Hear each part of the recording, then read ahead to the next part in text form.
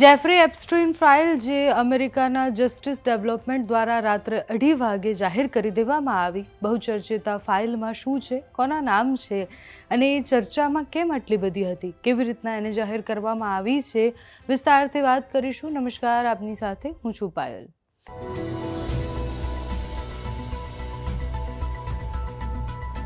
American justice ડેવલપમેન્ટે Jeffrey એપ્સ્ટીનની જે તપાસ હતી એને 3 લાખ દસ્તાવેજોમાં જાહેર કરી દીધી છે અને એ રાત્રે 2:30 વાગે જાહેર કરી છે, એ ભારતના સમય પ્રમાણે.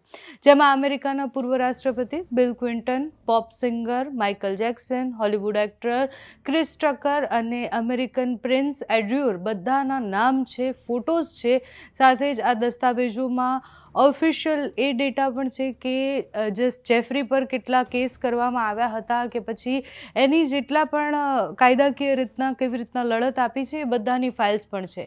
આ જે તસવીરો જાહેર કરી છે એ તસવીરો 4 સેટમાં જાહેર કરવામાં આવી છે. આમાં કુલ મળી અને 3500થી વધુ ફાઇલ્સ છે, જેમાં 2.5 જીબીથી વધુ તસવીરો એવી છે કે જેમાં આ બધા જ નામ મેં જે લીધા એના સિવાય પણ બહુ બધા લોકોના ફોટોઝ છે, મહિલાઓ સાથેના ફોટો છે.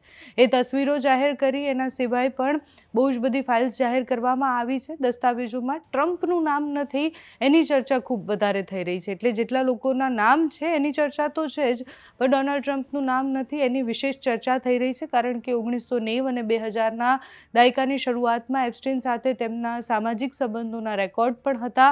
ફેબ્રુઆરીમાં જાહેર કરાયેલા પ્રારંભિક દસ્તાવેજમાં ટ્રમ્પનું નામ એપ્સ્ટીનના ખાનગી વિમાનની ફ્લાઇટ લોન્જમાં પણ જોવા મળ્યું હતું.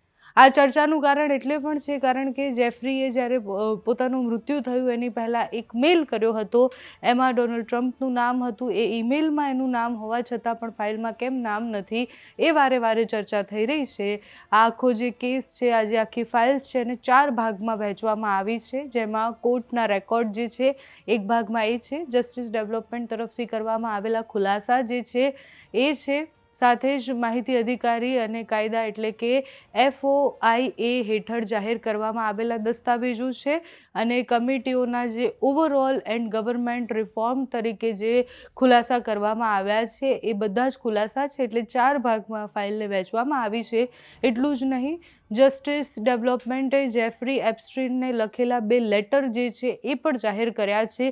આ લેટરમાં ખૂબ મોટા ખુલાસા થયા છે. આ લેટરમાં જે વ્યક્તિઓના નામ લખવામાં આવ્યા છે એમાંથી એવું પણ લખવામાં આવ્યું છે કે એપ્સ્ટીન સાથે જે થયું એ મોટાભાગે બધાને ખબર હતી.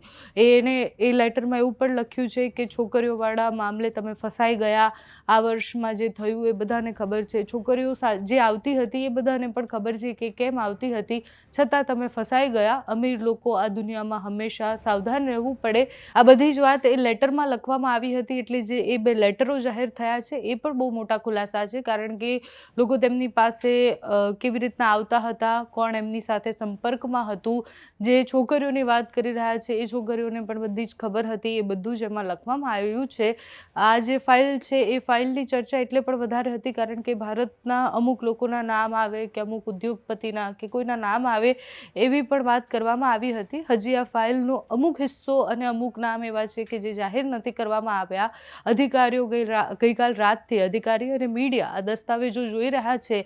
ગઈકાલે રાત્રે જ્યારે આ ફાઇલ જાહેર કરવામાં આવી ત્યારે વેબસાઇટ પણ ડાઉન થઈ ગઈ હતી, કારણ કે એક સાથે બહુ જ બધા યુઝર્સ એ ફાઇલ જોવા માટે આવ્યા હતા. યુઝર્સ વધી ગયા એટલે વેબસાઇટ ડાઉન થઈ ગઈ હતી. ઘણી બધી માહિતી એવી છે કે જે હજુ આ ફાઇલને લઈને બહાર આવવાની છે. હજુ ઘણા બધા મોટા ખુલાસા થાય એવી સંભાવનાઓ છે. આ મુદ્દાને લઈને જે પણ માહિતી આવતી રહેશે તમારા સુધી પહોંચાડતા રહીશું. અત્યારે આ વિડીયોમાં બસ આટલું. જો તમે અમને યુટ્યુબ પર જોઈ રહ્યા હોય તો સબસ્ક્રાઇબ કરજો, ફેસબુક પર જોઈ રહ્યા હોય તો ફોલો કરજો, અમારા વિડીયોને લાઇક અને શેર કરજો.